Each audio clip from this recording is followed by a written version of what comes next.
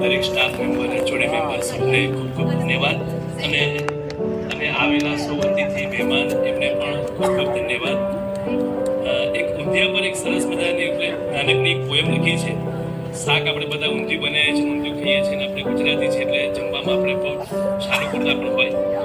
ઊંધિયું એટલે મસ્ત લીલા શાકોની મોસમ આવી, નવા નવા સ્વાદ માણવાની મજા લાવી. દોડતા દોડતા ટામેટા આવ્યા, સાથે વિટામિન સી લઈને આવ્યા. જાડા મોટા રીંગણા આવ્યા, સાથે મિનરલ્સ લઈને આવ્યા. કૂદતા કૂદતા સુરણ આવ્યા, સાથે ફાઈબર લઈને આવ્યા.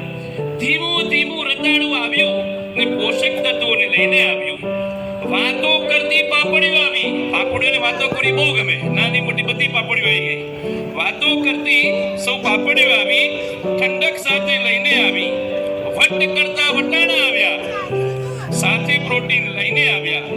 બોલતા બોલતા ગાજર આવ્યા, કાર્બોહાઈડ્રેટ લઈને આવ્યા. આજે તો શાકોનો અદ્ભુત ભંડાર છે, તેથી તો ઊંધિયું ગરવો ગિરનાર છે. જય જય ગરવી ગુજરાત. ધન્યવાદ. પહેલા વ્યક્તિ માટે જોરદાર તાળીઓ ચાલી ગાઈસ. ક્યા બાત હે. ઓકે, હવે પ્રાઇઝિસ ધમાધમ હું જીતાડી રહી છું. તમારે મારી વાત ધ્યાનથી સાંભળવી પડશે. જેટલા લોકો